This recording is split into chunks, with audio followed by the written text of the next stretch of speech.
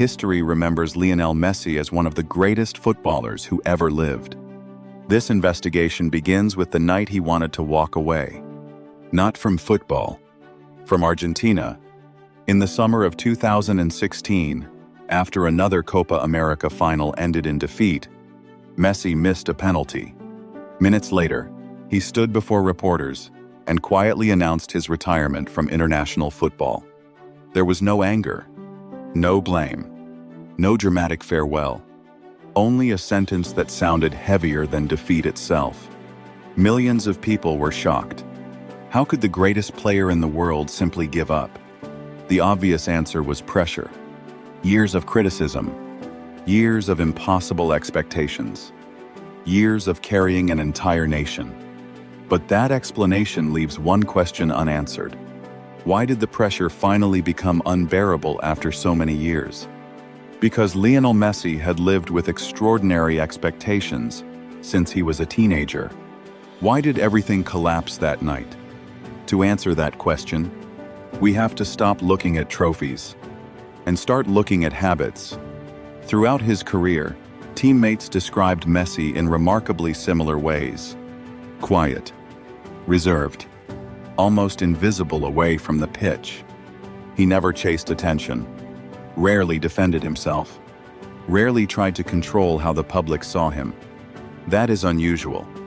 Modern sport rewards personalities almost as much as performances. Messi seemed interested in neither.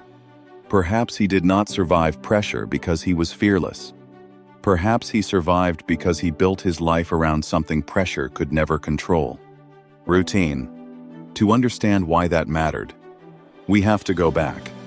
Long before Barcelona, long before the Ballon d'Or, long before the World Cup, back to Rosario.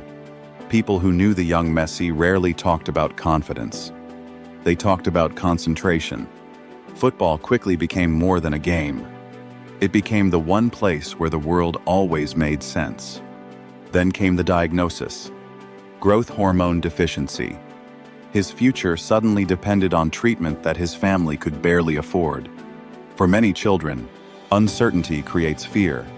For Messi, it appears to have created something different: consistency. His body could not always be trusted. The future could not be predicted. But one thing always remained within his control: today's training. That simple habit slowly became something much bigger than football. It became a way of thinking, a way of surviving uncertainty. And that leads to an even more difficult question. If routine became Lionel Messi's greatest source of stability, what happens when an entire nation begins asking for something that routine alone can no longer provide? When Lionel Messi arrived in Barcelona at 13, everything changed. Not because he found a better team, because he found the perfect environment for the person he already was. Barcelona never asked Messi to become louder, never asked him to become charismatic, never asked him to become a leader in the traditional sense. Instead, they built a football system around his strengths. Every movement had purpose. Every pass followed a pattern. Every training session rewarded repetition over emotion. For someone who trusted routine more than uncertainty, Barcelona became the safest place in the world.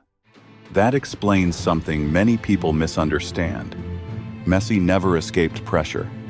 He simply entered an environment where football remained stronger than the pressure surrounding it. For years, that balance held. Then he put on Argentina's shirt. Everything changed. Barcelona expected him to be one extraordinary player. Argentina expected him to become history. Every tournament revived the same comparison: Diego Maradona. Both wore number 10. Both carried the hopes of an entire country. But they survived pressure in completely different ways. Maradona confronted it. He argued. He challenged critics. He turned conflict into fuel. Messi almost never responded. His silence became part of his identity. For a long time, it worked. Then came the defeats. The World Cup final in 2014. The Copa America final in 2015. Another Copa America final in 2016. Each loss added another layer of expectation. Soon, people were no longer judging his football. They were judging his character, his leadership, his loyalty, even his love for Argentina. And still, Messi remained silent. No public campaign, no emotional interviews, no attempt to change anyone's opinion. At first, that looked like remarkable emotional control, but perhaps we misunderstood it. Silence is not the same as peace. Sometimes, silence is simply where pressure goes when it has nowhere else to escape. And by the summer of 2016, there was nowhere left for it to go. The missed penalty in 2016 did not become the end of Lionel Messi's story. It became the moment that forced him to change. Only a few weeks after announcing his retirement, he returned. Why? No single answer explains it. Responsibility, his teammates, his family, his love for Argentina, perhaps all of them mattered. But one change appears more important than the others. The years that followed did not become easier. Argentina continued to struggle. The expectations never disappeared. Neither did the criticism.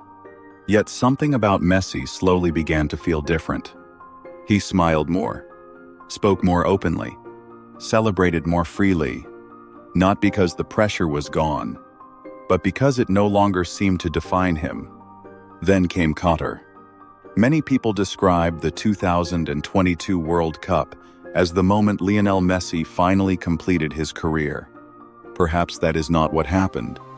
Messi did not suddenly become a greater footballer. He had already spent more than 15 years proving that. The World Cup changed something else.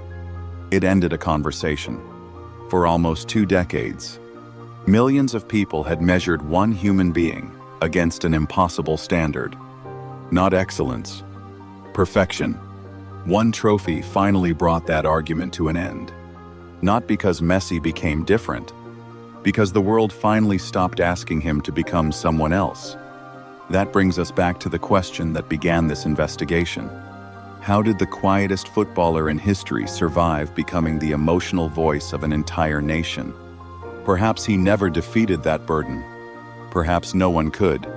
Perhaps he simply kept returning to the smallest things still within his control.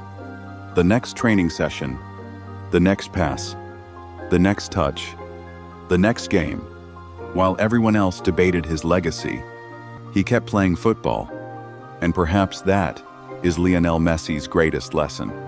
History usually celebrates charisma, confidence, powerful speeches.